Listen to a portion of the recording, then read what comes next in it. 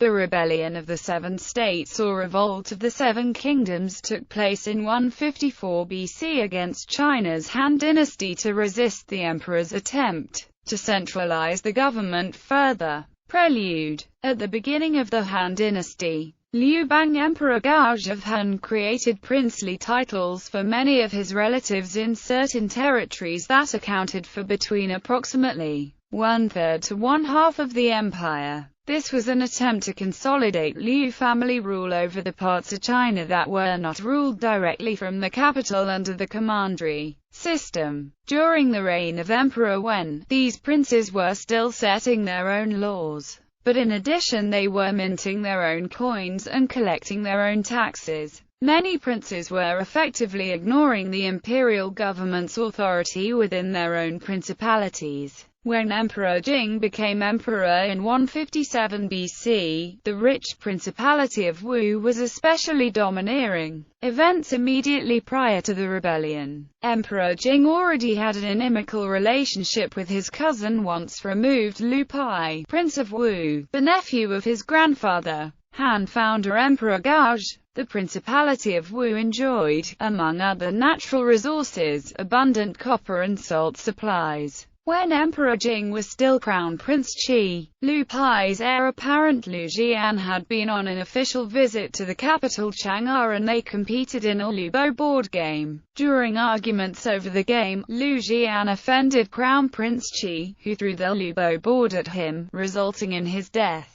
Liu Pai hated Emperor Jing for causing the death of Liu Jian. Emperor Jing's key advisor Cao Siyuo suggested using as excuses offenses that the princes had committed which had generally been ignored by Emperor Wen, that he cut down the sizes of the principalities to make them less threatening. Cao explicitly contemplated the possibility that Wu and other principalities might rebel, but justified the action by asserting that if they were going to rebel, it would be better to let them rebel earlier than later when they might be more prepared. Emperor Jing, in 154 BC, thus ordered the following punishments. He carved out the commandery of Donghe from the Principality of Chu, based on Lu Wu, Prince of Chu, having sexual relations during the mourning period for Empress Dowager Bo. He carved out the commandery of Changshan from the Principality of Zhao, based on an unspecified offense.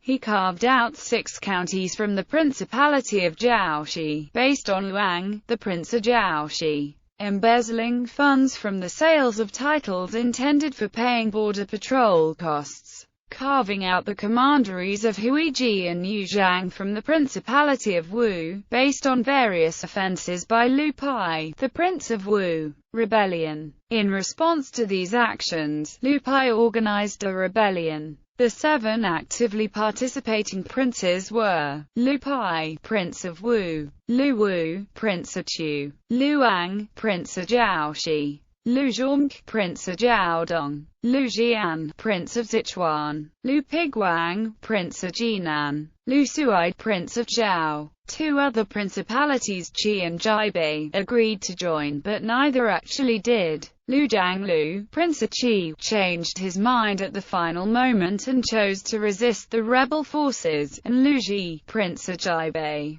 was put under house arrest by the commander of his guards and prevented from joining the rebellion. 3 other princes were persuaded to join but either refused or merely did not join. Liu and, Prince of Huainan; Liu Xia, Prince of Lujiang; Liu Bo, Prince of Hengshan. The 7 princes also requested help from the southern independent kingdoms of Donghe and Minyu, and the powerful northern Zhongyu. Donghe and Minyu sent troops to participate in the campaign, but the northern Zhongyu, after initially promising to do so, did not. The 7 princes claimed that Cao Siyuo was aiming to wipe out the principalities and that they would be satisfied if Cao were executed. Rebel campaigns and strategies. The 4 principalities on the periphery of Qi aimed to conquer Qi and divide it. Zhao forces headed west but stayed within the borders to wait for Wu and Chu forces, which were considered the main force in the rebellion. Lu Pai, the Prince of Wu, had several strategies suggested to him that he considered. A suggestion by Tian Lu Bo to have two main forces, one to be led by Lu Pai himself, attacking the Principality of Liang, and one to be led by Tian that would head west by the Yangtze River and the Han River to make a surprise attack directly on the capital Chang'an. A suggestion by Zhen Wan to ignore all cities on the way and leapfrog to attack Luoyang and seize the plentiful food and weapons supply near Luoyang. A suggestion to concentrate the forces to attack Liang and destroy it first. Liu Pai accepted the final suggestion, concerned that if he gave Tian a large force he might rebel, and that Wan's plan was too dangerous.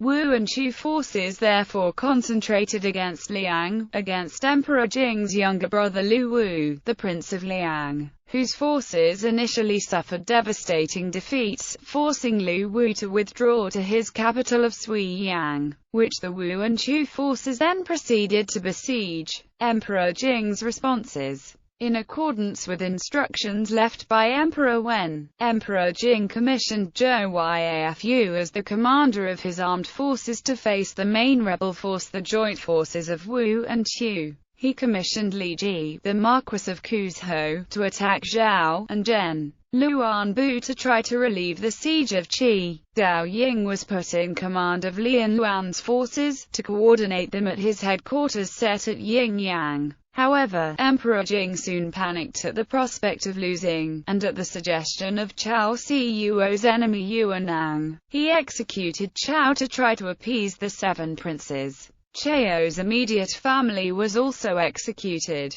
Emperor Jing sent Yuan and Lu Pai's nephew Lu Tong, the Minister for Imperial Clan Affairs, to try to persuade Lu Pai to end the rebellion. Lu Pai, whose claim that he was only seeking Chao's execution was mere propaganda, did not call off the rebellion but instead imprisoned Lu Tong and Yuan. Yuan was, however, able to escape soon afterwards. Main campaign. Wu and Chu forces continued to attack Liang's capital Suiyang fiercely. Zhou Yafu suggested to Emperor Jing that the proper strategy was not to engage Wu and Chu forces head-on because, in particular, Chu forces were known for their ferocity and excellent mobility. Rather, his plan was to let Liang take the brunt of the attack, bypass Liang, and cut off the Wu and Chu supply lines to starve the rebel forces. Emperor Jing agreed, and Zhou set out from the capital Chang'an to join his main forces, already gathered at Yingyang. Wu and Chu prepared assassins on the way between Chang'an and Yingyang to assassinate Zhou, but Zhou, having been warned by the soldier Zhaoxi, went by a circuitous route and avoided the assassins. After taking command of his forces, Zhou headed toward Changyi to prepare to cut off the Wu and Chu supply routes. At this time Liang appeared to be in great danger, and Prince Lu Wu sent messenger after messenger to seek immediate assistance from Zhou, which Zhou ignored. Emperor Jing, concerned for his brother, ordered Zhou to head to Liang immediately to save it. Zhou refused, and instead sent a cavalry force to cut off the Wu and Chu supply lines. The strategy was effective. Wu and Chu, unable to capture Liang quickly due to the strong defense put up by the princes Zhen Hananga and Zhen Zhangyu, headed northeast to attack Zhou. Zhou refused to engage in a direct battle with Wu and Chu forces, but rather concentrated on defending his camp. After being unable to get a decisive victory over Zhou, the Wu and Chu forces began to suffer from starvation and collapsed. Liu Pai fled to Donghe. Donghe killed him and sought peace with Han. Lu Wu, the Prince of Chu, committed suicide. Other theaters. The only other theater that Wu forces engaged in was a small one. Lu Pai's guest Zhou Qiyu was looked down on by Lu Pai, but he, with Lu Pai's approval, had some successes with a surprising plan he hatched. He headed to his hometown Xiepei and, under the guise of being an imperial messenger, had the county magistrate killed and took over the county's militia. He then persuaded the people of the county to join the rebellion, and they headed north and had victories over the forces of the Principality of Chengyang. However, after hearing that Liu Pai had been defeated, Zhou was so taken by anxiety that he died. Meanwhile, 4 principalities were besieging the Qi capital Linzi. Lu Jianglu, the Prince of Qi, considered surrendering, but his resolve to resist was strengthened when his messenger Lu, who had been captured by the 4 princes, told him from under the walls of the capital to resist. Eventually, Luan Bu and Cao Qi, the Marquis of Pingyang, arrived and defeated the 4 principalities, but at the same time also discovered that Qi had initially been part of the conspiracy. Unable to explain himself, Prince Jianglu committed suicide, but Emperor Jing, having compassion on him, permitted his son Lu Shou to inherit the principality. Not so fortunate were the princes of the 4 rebelling principalities. Han Tuodang, the Marquis of Gonggao, wrote a letter to Luang, the Prince of Jiaoxi, threatening him with utter destruction if he did not surrender. Prince Ang did so and was allowed to commit suicide. The other 3 princes were captured and executed. The 4 principalities were seized by the central government. The final principality to be destroyed was Zhao. While Li Ji was initially unable to prevail in besieging the Zhao capital of Handan, Zhao's hopes were virtually lost when Zhou forces, realizing Zhao was about to be defeated, chose not to join in the battle. When Luan returned from Qi, he attacked Handan and with Li and was able to capture it by breaking a levee to flood the walls of Handan. Lu Suai, the Prince of Zhao, committed suicide. Lu Ji, the Prince of Jiabei, who initially wished to join the rebellion, did not share their fate. His official Gongsun Huo was able to persuade Lu Wu, the Prince of Liang, that Lu Ji had only pretended to join the rebellion and had in fact contributed to the rebellion's defeat. With Lu Wu's intercession, Prince Ji was spared and he was instead given the Principality of Sichuan. In all, the initially ferocious rebellion lasted only 3 months before being defeated. Impact: Emperor Gao had initially created imperial princes with independent military powers with an eye to having them protect the dynasty from outside. By the time of Emperor Jing, however, they were already creating problems by their refusal to follow the imperial government's laws and orders. Had the 7 princes prevailed in this conflict, in all likelihood the Han dynasty would have collapsed into a loose confederation of states. In the aftermath of the rebellion, while the principality system was maintained, the powers of the princes were gradually reduced and the sizes of the principalities reduced as well, under Emperor Jing and his son Emperor Wu. With the longevity of the Han dynasty, the Chinese mindset of it being normal to have a unified empire rather than divided states started to settle in.